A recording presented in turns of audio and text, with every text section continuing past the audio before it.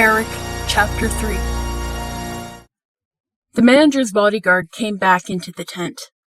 He strolled around the ring of cages on the outside, using a stick to poke and prod their occupants. Most of them gave a sigh and did as they were instructed. One or two snarled back at him and got a whack with the stick until they complied. Soon, every cage had its occupant sitting calmly at the front, ready to present themselves to the paying customers.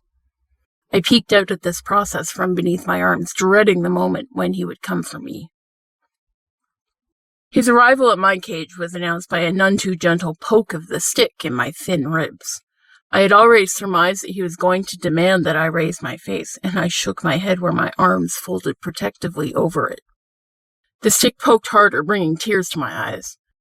I raised my head from my arms long enough to snarl at him, "Leave me alone!" In response, he reached a long arm through the bars and grasped my wrist. He pulled the wrist back toward himself and tied it to the bar. I frantically tried to use my other hand to undo the knots he had made, but he grabbed that wrist and, working methodically through the bars, passed it from his one hand to the other and back again, until he had that wrist pulled out on the other side of me. He tied it there. I was unable to use either hand to free the other. He stepped back to survey the picture. Then he released the brake on my cage and turned it a few degrees to face the tent flap more squarely. He braked it again when it was in the position he wanted. I dropped my head, studying the floor furiously, pretending I was anywhere else. The stick came through the bars and levered my chin upward. "Now listen here, my Diavoletto. You belong to our show now. You are a proud member of the Merrick Brothers Traveling Fair. When customers come through that flap, you will greet them with respect. They pay to look at your face, and you'll give it to them cheerfully. Your meals and your liberties depend on it. If you want to sleep easy at night with a full belly, you'll follow the rules, starting now. Otherwise, I'm fully willing to leave you tied right where you are until you see things my way." He pulled the stick back and looked at me with a raised eyebrow. I swallowed my anger and shame and slowly raised my head until I was able to look him fully in the eye. I'm sure he must have seen my hatred in my eyes, but he only chuckled, knowing full well that I could do nothing. "Good enough. First show starts in 5 minutes. He strolled back toward the door. I could hear him outside the tent flap, exhorting customers to pay their 3 pennies and come inside to see the worst that humanity had to offer. The tent flap was pinned back, and the customers started to wander in. I turned the good side of my face to the doorway, but, of course, they could walk right around me, so they eventually saw my deformity. It didn't matter which way I turned. When couples came in, the woman would invariably press her hand to her mouth and maybe even cry out in fear as she beheld the ruin. Young men with their friends made a big show of pretending they had seen worse things. Small children stared at me wide-eyed, and some of them burst into tears. I felt so guilty on seeing their reactions. One or two opportunistic parents took the opportunity to admonish their children. "You see? That's what happens to little boys who don't behave. God punishes them." I knew in some part of my mind that the parents were only improvising, grasping at whatever example they could find to try to scare their children straight. But in another part of my mind, a little voice wondered, were they right? Had I somehow brought this on myself? I wished more than ever before that I looked like everyone else, so that the ladies wouldn't be shocked and the children wouldn't cry. That wore off after about an hour. A voice in my head began to shout at each recoiling person, "You chose to come in here. This is what you get." Why was it my problem if they decided to cry or cringe when looking at me? It was as if I held my hand to an open flame and then cried about getting burned, I reasoned. People shouldn't cry about the logical consequences of their actions. Perhaps this is a good moment to describe what it was that they were seeing. I have read many journalistic descriptions of it, many of which have made me laugh because of how ridiculous they are. What it comes down to is that the right side of my face is completely deformed. I've had some small success with improving my appearance in my later life, but at the time, my lips were enlarged on the right side and looked completely asymmetrical. The flesh of my cheek looked like melted wax and ran in what looked like rivulets back toward my ear. I still have reduced sensation in this part, and it only moves a little when I try to use my facial muscles. The right part of my nose failed to materialize, and so my right nostril is much larger than it should be. When I get a cold, the damn thing runs continuously. My eyes are green, and the right one has a droopy eyelid. I can make it open as far as the other one if I concentrate on it, but if my mind is elsewhere, it generally stays only half open. The skin of my forehead and scalp is less deformed than my cheek, but it stretches over a small place where my skull never materialized.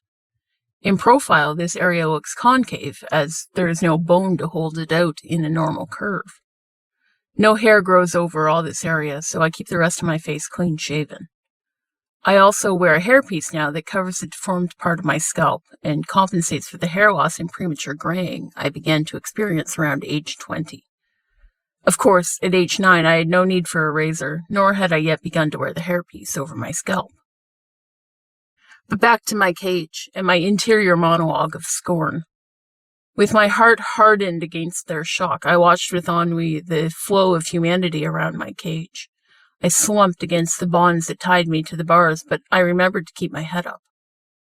I noticed the manager's bodyguard stroll through the tent at least once an hour, and I wanted to ensure he saw me following the rules. I hadn't missed what he said about meals being a privilege. I wished now that I'd torn into the portion of bread in my satchel earlier this morning. The satchel sat in the corner of the cage still, staring back at me mockingly. I had no way to get to it and open the flap to extract the bread. My stomach rumbled hungrily, and I forced myself to think of something other than the delectable, flaky goodness hidden inside the bag. As the day wore on, I felt uncomfortable in a different way. The normal needs of any human being were starting to make themselves known. I caught the bodyguard's attention on one of his rounds, and he made his way over. "Monsieur, I need to—" I broke off, too ashamed to say it. I hoped my raised eyebrow and the squirming would convey the message. "No pissing while the customers are here. Wait till they leave." He continued his rounds, moving across the tent to harass the albino man into better compliance with his rules.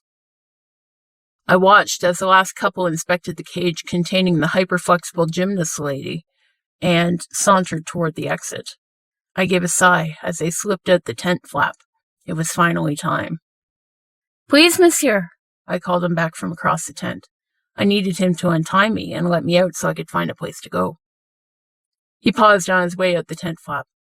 "There's no one here. Go." And he slipped out and let the flap fall down behind him. "But—" My jaw dropped as I realized what was expected of me in this situation. I looked around at the other occupants of the tent and was met with hard looks. They had already all learned this lesson. I noticed one or two of them stand, stretch, and turn to a corner of their cage. The light sound of water falling on straw came to my ears. I resigned myself to waiting it out. There was no way I could bring myself to do that, especially not when I wasn't even able to direct it away from myself outside the cage. I don't know how I got through the rest of the day. By the time the manager's bodyguard came back into the tent and casually slashed the bonds tying me to the bars with his knife, I couldn't decide if my shoulders, my stomach, or my bladder were in the most pain. It was worse than the most intensive workday with my foster father had ever been. I stumbled to the bars of the cage and let my bladder go, closing my eyes to block out the stares from the other occupants of the tent. A voice rang out. "Here, you bunch of perverts, turn your heads away from him. He ain't used to living life in the public eye." I finished and rearranged my clothing and looked at the woman who had spoken.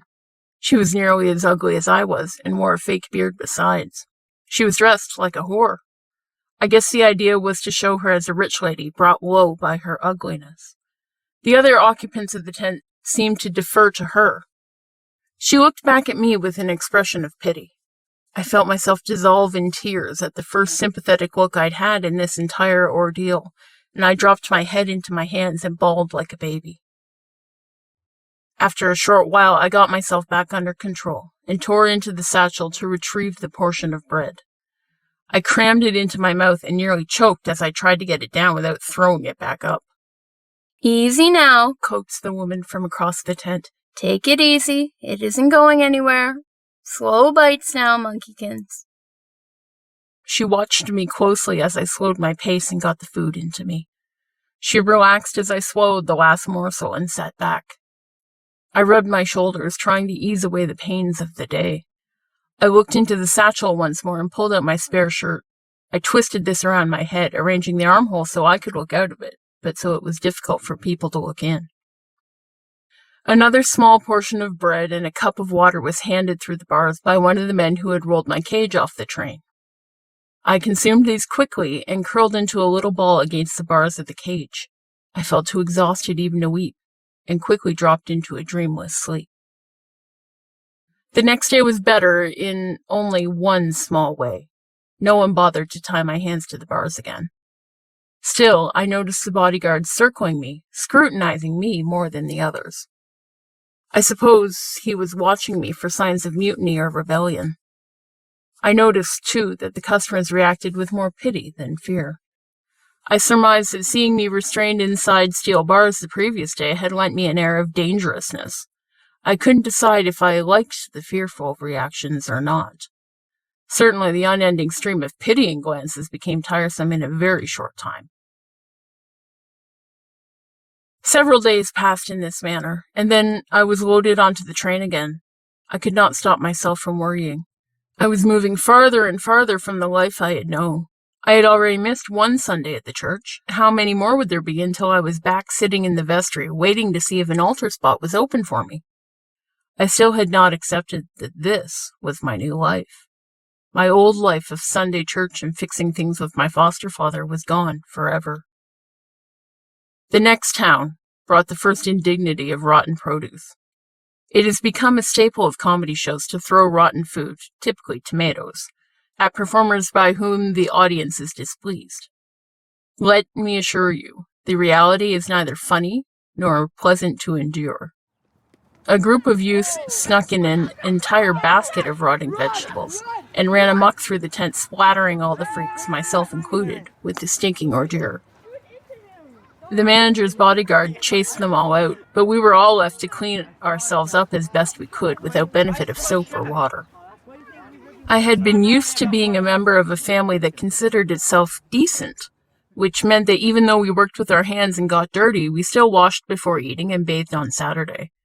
Wiping myself off with a handful of straw fell far short of what I felt to be acceptable standards of hygiene.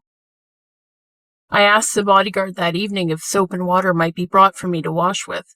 He gave one short laugh at my presumptiveness, then turned and left the tent without giving any answer. Bath day is the first of the month, Monkeykins, explained the bearded lady from across the tent. They get more donations in the so-called charity box outside the tent if we don't look too well taken care of. Saves them soap, and they make a fortune. I slumped my shoulders as I realized I would have to get used to the stink. Over the next weeks and months, I noticed a number of other ways that the gypsies who ran the fair lined their pockets.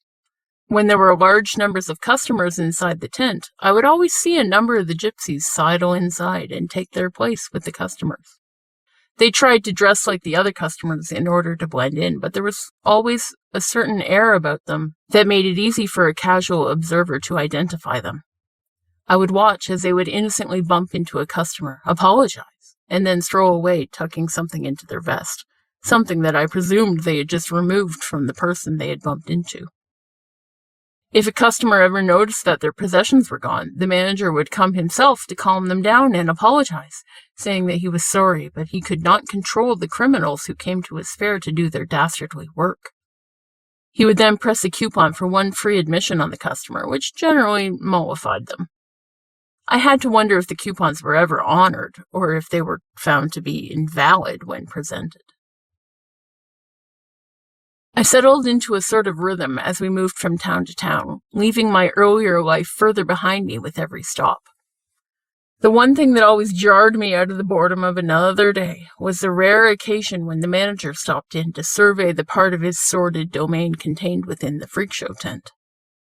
Every cage he stopped at was a repeat of the same scene. The person caged within would realize that the manager stood there, and they would cower away from the front of the cage where they were supposed to sit for maximum visibility, trying for all they were worth to hide at the back of the cage out of his reach. I followed suit out of an instinct that told me there was a reason everyone was doing this. It didn't take me long to figure out what that reason was. I watched in horror as he grew angry at the bearded lady one day, reached both his hands through the bars, caught her around the neck, and pulled her viciously forward so that she slammed into the bars face first. She crumpled to the floor inside her cage. He spat on her, whirled, and walked away, storming out the door of the tent in a ferociously black mood. But that was not the worst of it. He returned that night, long after the customers had all departed. The tent flap opened, and I could see the starlight outside blocked by his heavy form as he and his bodyguard entered. The two of them went to the bearded lady's cage, and the click of the key sounded in the padlock. Eventually, the door flap once again opened and closed. I heard her muffled sobs as she tried to calm herself down after his attack. Madame? I called from across the tent. I only realized at that point that I didn't know her given name. Nor did she know mine, I was pretty sure. We had all gotten out of the habit of using our Christian names. She sniffled once or twice, gave a shaky sigh, and said, I didn't mean to interrupt your rest, young one. Go back to sleep. You need to look your best for tomorrow's show. I persisted. Are you all right? Did he attack you? I heard... She shut down my inquiry quite decisively. I don't want to talk about it. Although, I'll tell you this much, Monkeykins. I'm going to kill him, then myself, in that order. See if I don't. I heard her shift in the straw, trying to make herself comfortable for sleep. I curled up in the straw in my own cage to sleep. As I drifted off, I heard the melody of the gypsies playing the fiddle around their campfire outside float through the tent. I seized on this small piece of evidence that there was indeed still beauty in the world, and tucked it close to my heart as I released my hold on consciousness.